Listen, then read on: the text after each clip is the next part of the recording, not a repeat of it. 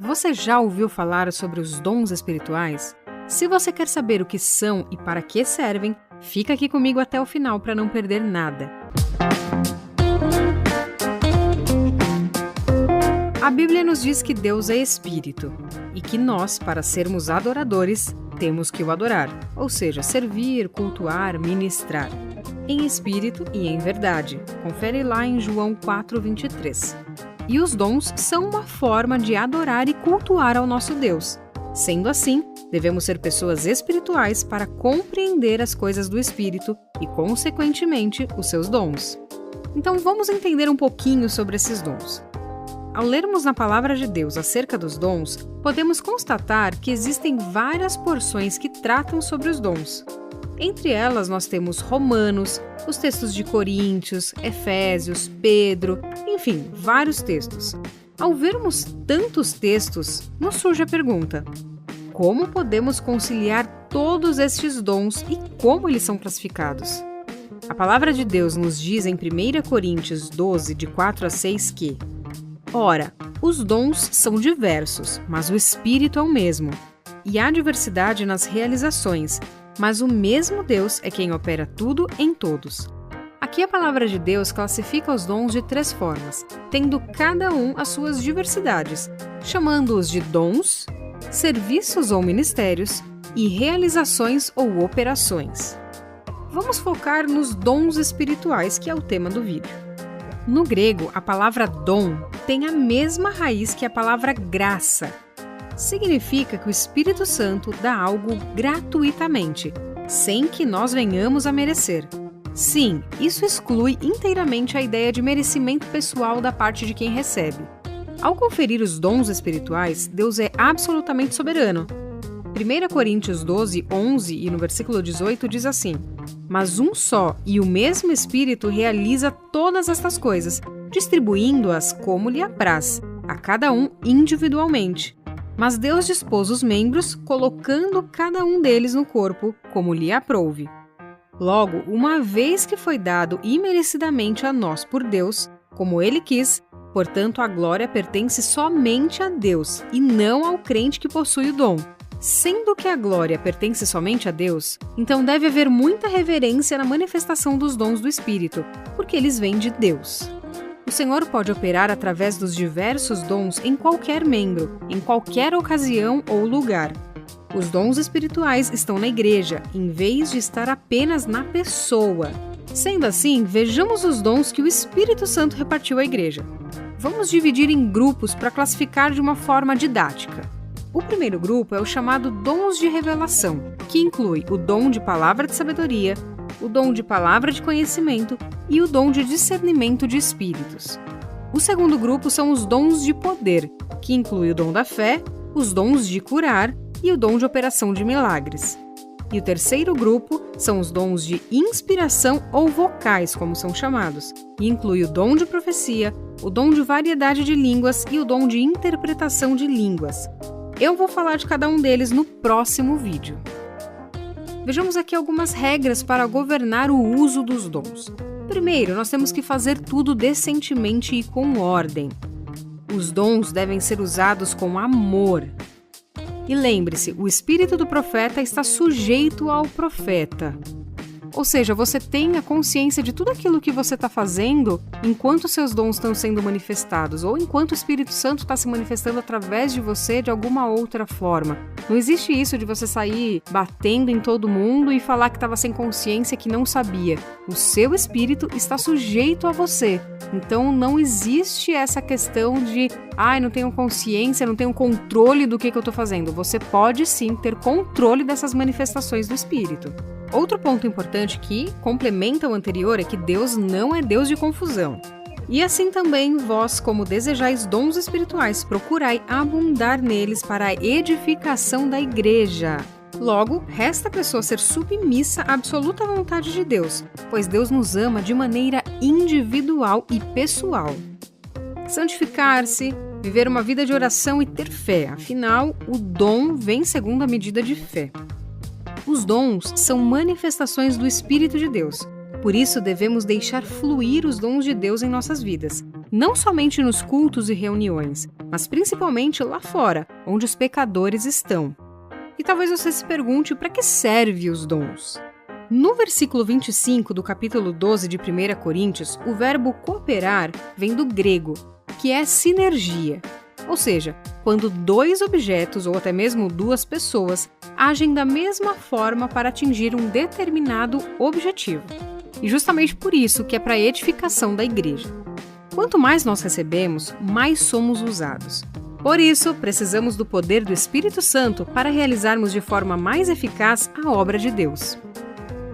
A palavra nos ensina como Jesus evangelizava usando os dons espirituais. Por exemplo, no encontro de Jesus com Nicodemos, ele usou o dom da palavra de conhecimento. Quando Jesus teve encontro com a mulher samaritana lá em João 4, ele utilizou o dom da palavra de conhecimento.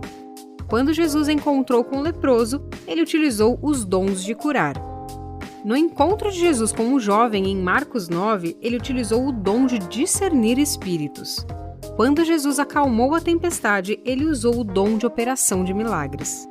Nós precisamos andar no poder do Espírito e não somente cheios do Espírito. Ser cheio do Espírito é diferente de andar no Espírito.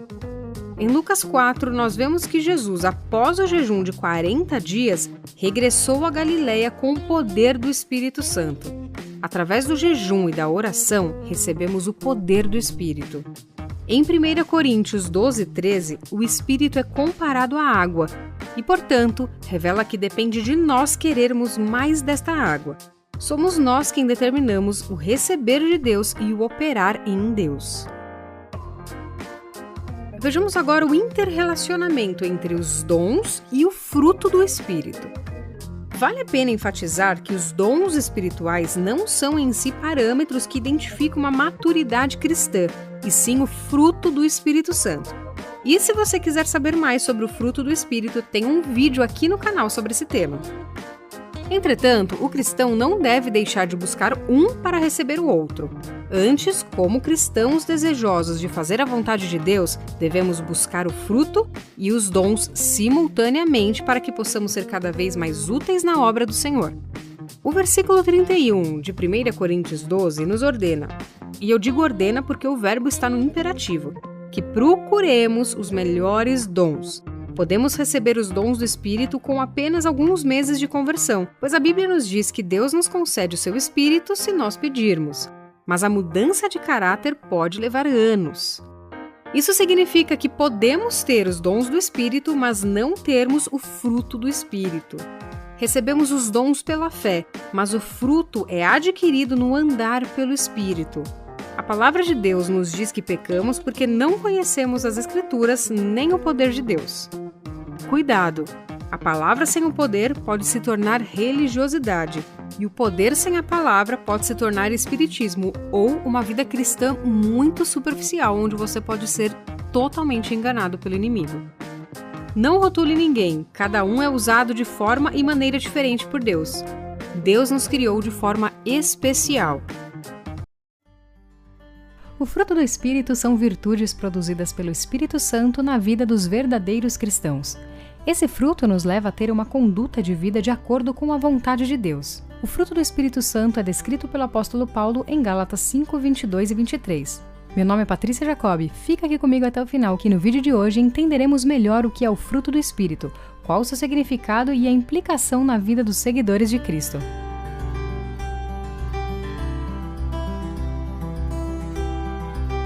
Antes de falarmos sobre o fruto do Espírito, precisamos saber que nos versículos anteriores, o apóstolo Paulo falou sobre os perigos das obras da carne. O pano de fundo dos ensinos desse capítulo é a intensa luta entre a carne e o Espírito. O Espírito abomina os desejos da carne, e a carne, por sua vez, rejeita as coisas que o Espírito nos conduz. Assim, o fruto do Espírito é o bem que nos faz vencer o mal. É o resultado natural de uma nova vida. Uma vida regenerada, uma vida que reflete o novo nascimento, a vida no Espírito.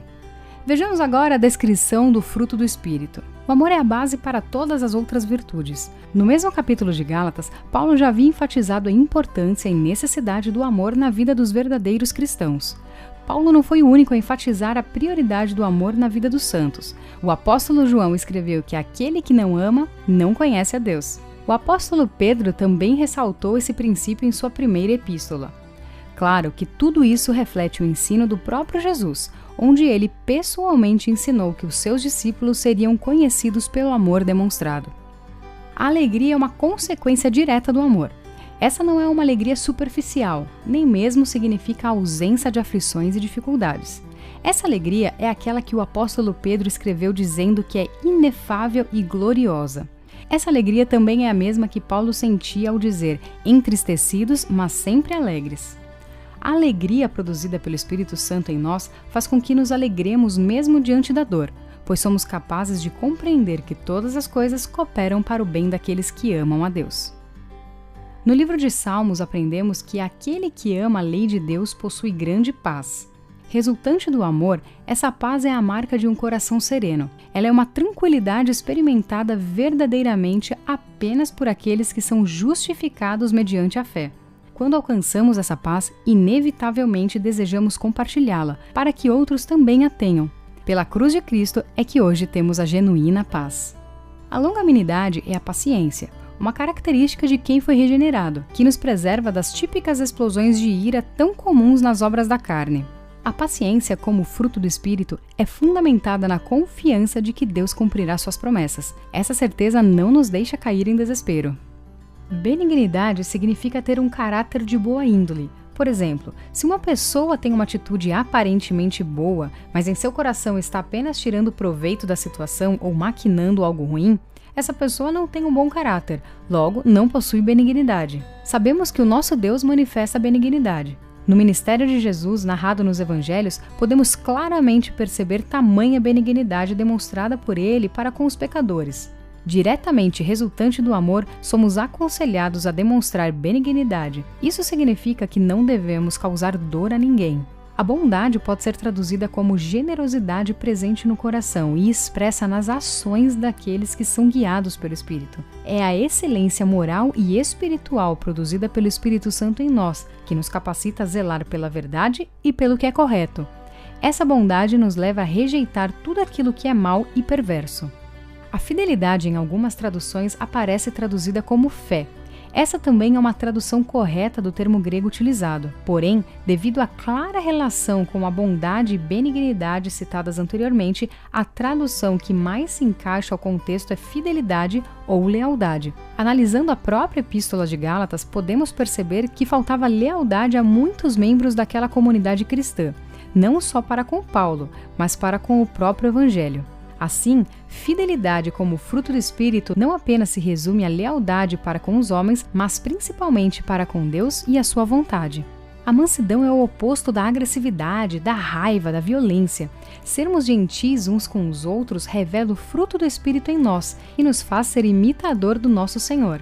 O fruto do Espírito pode ser visto na relação que alguém tem consigo mesmo.